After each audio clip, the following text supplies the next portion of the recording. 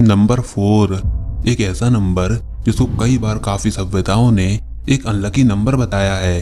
एक ऐसा नंबर जो कि मौत का प्रतीक है। वहीं दूसरी ओर नंबर 4 को ऐसा भी बताया गया है कि यह नंबर हमारे यूनिवर्स की क्रिएशन के लिए, हमारी ब्रह्मांड की उत्पत्ति के लिए एक काफी जरूरी नंबर रहा है। लेकिन क्या आपको पता है कि नंबर 4 को ब्लैक होल नंबर भी कहा जाता है। नंबर 4 इंग्लिश अल्फाबेट में मौजूद किसी भी वर्ड को अपने अंदर निगल जाता है। अब आप पूछेंगे वह कैसे? तो वैसे तो हम सब इंग्लिश को अपने बचपन से पढ़ते हुए आ रहे हैं, लेकिन इस चीज के बारे में काफी कम लोगों ने ही ऑब्जर्व किया होगा।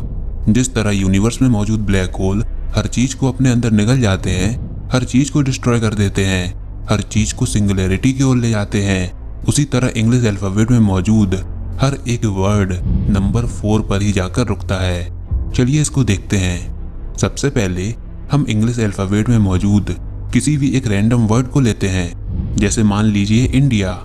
अब आप काउंट कीजिए कि इंडिया में कितने अल्फाबेट्स हैं। तो INDIA यानी कि 5, इसको आप लिख लीजिए। अब आप काउंट कीजिए कि 5 में कितने अल्फाबेट हैं। तो FIVE यानी कि 4 लेटर्स। अब आप काउंट कीजिए कि 4 में कितने लेटर्स हैं। तो FOUR यानी कि केवल 4 लेटर। अब आप इसको कितनी बार भी काउंट कीजिए, 4 में हमेशा 4 ही लेटर होंगे, यानी कि आप अल्फाबेट के ब्लैक होल में फंस चुके हैं। मतलब जब भी आप इंग्लिश अल्फाबेट में मौजूद किसी भी रैंडम वर्ड को लेते हो तो अल्टीमेटली आप नंबर 4 के लूप में फंस जाते हो। चलिए हम एक दूसरा वर्ड लेते हैं। मान लीजिए कैट। तो कैट में 3 लेटर्स हैं। अब 3 में कितने लेटर्स होते हैं? 5। और 5 में कितने लेटर्स मौजूद हैं?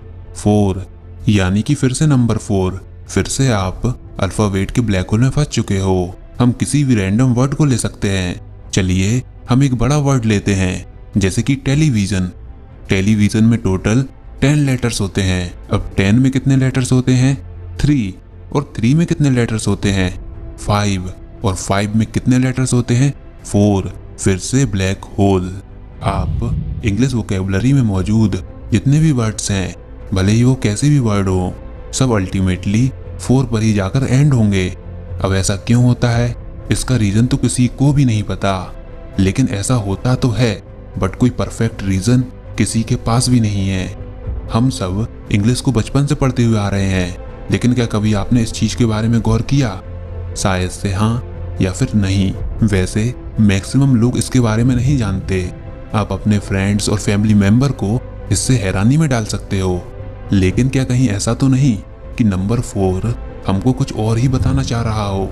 चलिए इसको समझने के लिए हमको नंबर 4 से मौजूद पहले के नंबरों को समझना होगा कि उन नंबरों का क्या रिलेशन है हमारी यूनिवर्स की क्रिएशन में। इसके लिए हमको उस समय से पहले जाना होगा जहाँ पर किसी भी चीज का क्रिएशन नहीं हुआ था। सब कुछ एक सिंगल एंटिटी थी, वह भी रुके हुए और स्थायी अवस्था में। आप समझ गए होंगे कि हम किस पॉइंट की बात कर रहे हैं, बिग बैंग के पहले की। चलिए सबसे पहले हम बात करते हैं नंबर 1 की। दरअसल नंबर 1 को क्रिएशन की फर्स्ट स्टेज कहा जाता है। इस स्टेज में सिंगुलैरिटी पॉइंट अपीयर होने लगा था, जो कि केवल एक सिंगल पॉइंट के जैसा अपीयरेंस रखता था। मैथमेटिक्स में इसको हम एक पॉइंट बोलते हैं, ऐसा पॉइंट जिसकी कोई डायमेंशन नहीं थी। और इस पॉइंट में इतनी ज्यादा ऊर्जा मौजूद थी जो कि हमारे ब्रह्मांड की क्रिएशन और उसके एक्सपेंशन का कारण बनी। सुनने में कितना अजीब लगता है ना कि कैसे किसी डायमेंशन लेस पॉइंट के पास इतनी ज्यादा ऊर्जा कैसे हो सकती है। और कहीं ऐसा तो नहीं कि जितने भी डायमेंशंस के बारे में हम जानते हों, उनमें से जो सबसे ज्यादा पावरफुल डायमेंशन है वह 0 डायमेंशन है। क्योंकि अगर मैथमेटिक्स की देखें तो सिंगुलैरिटी पॉइंट 0 डायमेंशनल पॉइंट है, जिसके अंदर काफी ज्यादा एनर्जी होती है। तो हो सकता है कि जितनी भी डायमेंशंस के बारे में हम जानते हों, उनमें से सबसे ज्यादा पावरफुल डायमेंशन 0th डायमेंशन हो, जिसके अंदर सबसे ज्यादा एनर्जी मौजूद है। क्योंकि अब बाकी की सारी डायमेंशन एक दूसरे से ही लिंक होती हैं। सभी छोटी डायमेंशन से हायर डायमेंशन का एवोल्यूशन होता है। बाइबल में जेनेसिस के चैप्टर 1 के अनुसार शुरुआत में भगवान ने हेवन और अर्थ को बनाया। शुरुआत में अर्थ पर कुछ भी मौजूद नहीं था, चारों तरफ डार्कनेस थी। पर फिर भगवान ने कहा कि यहाँ पर लाइट को आने दो। लेकिन यहाँ पर रोशनी और अंधकार में एक सेपरेशन था। जब रोशनी होती थी तो उसको दिन कहा जाता था और जब अंधेरा होता था तो उसको नाइट कहते थे। और बाइबल का यह क्रिएशन चैप्टर हमारी आज की एवोल्यूशन थ्योरी से भी मेल खाता है, क्योंकि स्टार्टिंग में पृथ्वी पर भी कुछ ऐसा ही माहौल मौजूद था। हमने यह महसूस किया है कि अगर लाइट एक एक्सपेंशन एनर्जी है तो यहाँ पर जरूर डार्कनेस यानी कि मैटर भी मौजूद होगा, जिससे कि इस ब्रह्मांड का संतुलन बना रहे। और एल्बर्ट आइंस्टीन ने भी बताया था कि मैटर और ऊर्जा एक सिक्के के दो पहलू हैं, E=mc²। चलिए अब आते हैं नंबर 2 पर। तो नंबर 2 रिप्रेजेंट करता है नेगेटिव पोलैरिटी को। जैसे अगर एक पॉजिटिव एनर्जी है तो वैसे ही एक नेगेटिव एनर्जी भी होगी, जो कि इस ब्रह्मांड के संतुलन को बनाकर रखेगी। तो हमारे पास दो तरीके की एनर्जी मौजूद हैं, दो तरीके की पोलैरिटी मौजूद है, जो कि इस ब्रह्मांड की आगे की रचनाओं को बनाएगी। पॉजिटिव एक्सपेंशन एनर्जी और नेगेटिव ग्रेविटी यानी कि मैटर, और बाइबल में इसको डार्कनेस कहा गया है।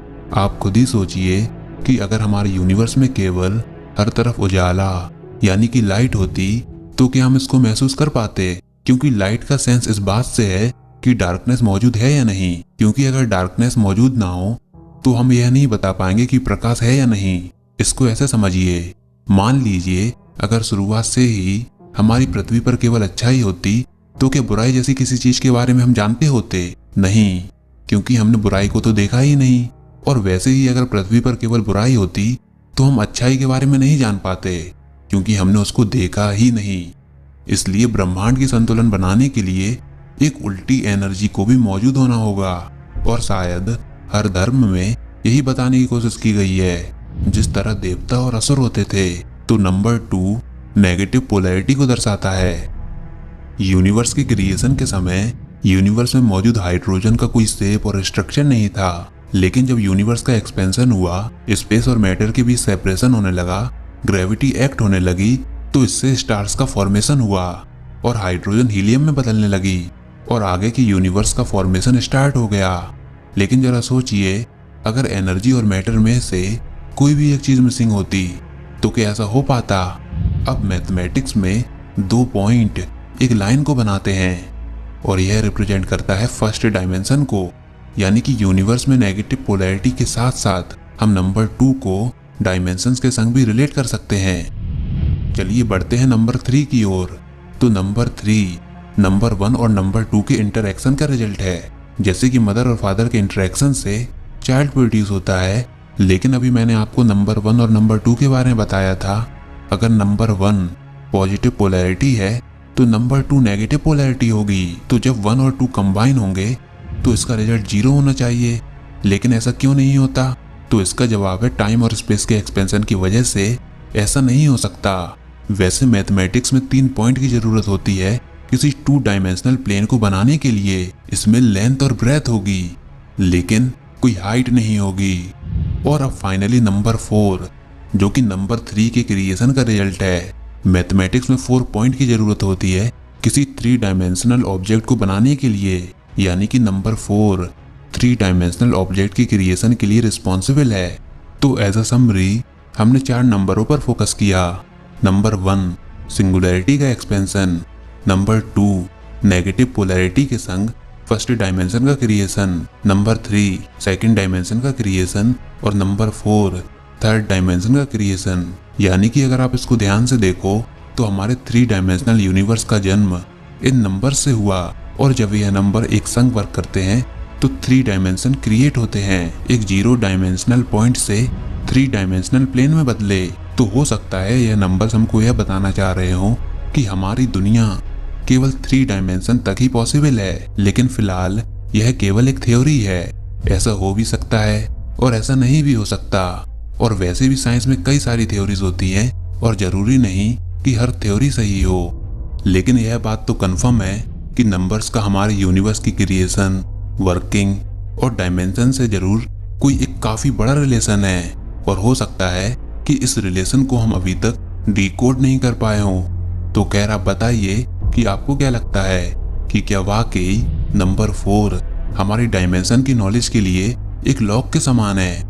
जो कि हमको थर्ड और फोर्थ डायमेंशन तक ही बांध कर रखता है। फिलहाल आप नंबर 4 को ब्लैक होल नंबर की तरह तो इस्तेमाल कर ही सकते हो और इससे आप अपने दोस्तों को हैरानी में भी डाल सकते हो। वैसे आप इस वीडियो को नंबर 4 पर एक सेपरेट वीडियो भी समझ सकते हो या फिर डायमेंशन सीरीज का सेकंड पार्ट भी समझ सकते हो। तो फ्रेंड्स, यह सब था आज की वीडियो में। आई होप आपको यह वीडियो जरूर पसंद आई होगी। अगर ऐसा है तो नीचे कमेंट बॉक्स में लिखकर जरूर बताइए। इस वीडियो को लाइक कीजिए, अपने दोस्तों के साथ शेयर कीजिए और अगर आपने हमारा चैनल अभी तक सब्सक्राइब नहीं किया तो इसको सब्सक्राइब कर लीजिए ताकि आगे आने वाली कोई वीडियोस और अपडेट्स आपसे मिस ना हो पाएं।